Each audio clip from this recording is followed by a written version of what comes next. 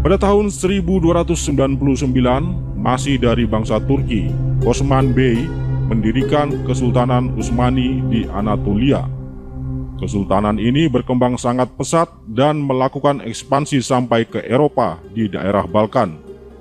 Setelah berhasil menguasai Mekkah dan Madinah, dinasti Utsmani kemudian mengklaim sebagai penerus kekhalifahan kaum muslimin. Dengan demikian berakhirlah kekhalifahan Bani Abbasiyah. Di bawah kekhalifahan Utsmaniyah, yaitu ketika yang berkuasa adalah Sultan Mehmed II, kaum muslimin berhasil menaklukkan Konstantinopel pada tahun 1452 dan mengakhiri riwayat Kekaisaran Romawi Timur dalam panggung sejarah. Konstantinopel kemudian dipilih menjadi pusat pemerintahan kekhalifahan Utsmani yang wilayah kekuasaannya mencapai hampir separuh belahan dunia. Riwayat kekhalifahan Utsmaniyah sangat panjang dalam sejarah, mencapai puncak kejayaannya pada era Sultan Sulaiman I yang berkuasa dari tahun 1520 hingga tahun 1566. Namun kekhalifahan Utsmani lambat laun melemah oleh beberapa sebab. Sebab pertama, kekalahan dalam beberapa pertempuran melawan bangsa-bangsa Eropa Barat. Misalnya kekalahan dalam pertempuran di Wina tahun 1529, kekalahan dalam pertempuran melawan Liga Suci pada akhir abad ke-17 yang menyebabkan kekhalifahan ini kehilangan sebagian wilayah kekuasaannya di Balkan. Penyebab kemunduran lainnya adalah menurunnya wibawa sultan-sultan yang disebabkan oleh kebijakan-kebijakan yang dipandang tidak tepat. Misalnya, upaya Turkinisasi kepada bangsa-bangsa Arab yang kemudian menimbulkan sentimen etnisitas yang buruk dalam daulah khilafah. Penyebab lainnya karena buruknya moralitas sultan yang tidak mencerminkan seorang Amirul Mukminin. Misalnya, kisah yang mewarnai suksesi dari Sultan Sulaiman I ke Sultan Selim II melalui sebuah pembunuhan terhadap putra mahkota oleh ayahnya sendiri, Sultan Sulaiman.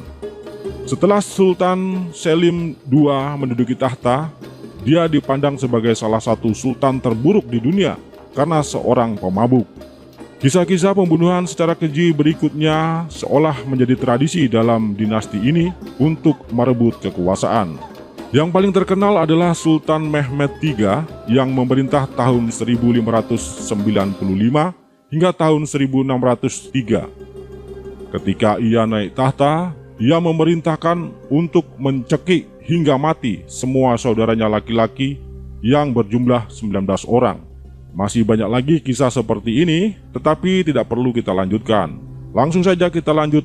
Penyebab melemahnya kekhalifahan Utsmani yang mengantar pada keruntuhannya adalah menguatnya semangat nasionalisme baik di Turki sendiri maupun di kalangan bangsa-bangsa Arab. Penyebab lainnya adalah kekalahan Khalifah Utsmani dalam Perang Dunia Pertama yang bersekutu dengan Hitler.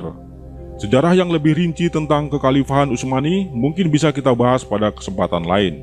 Singkatnya, pada tahun 1924, kekhalifahan Utsmani di Turki benar-benar selesai dari panggung sejarah. Turki menjadi negara republik dan parlemen mengangkat Mustafa Kemal sebagai presiden. Pemirsa, demikianlah tadi sejarah khilafah-khilafah di dunia.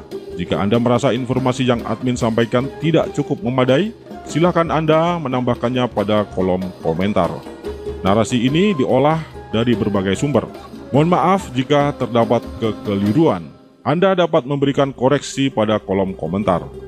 Admin akan melanjutkan pembahasan tentang khilafah pada video berikutnya dengan membahas tentang gagasan-gagasan yang muncul di era modern untuk membangkitkan kembali kekhalifahan dunia.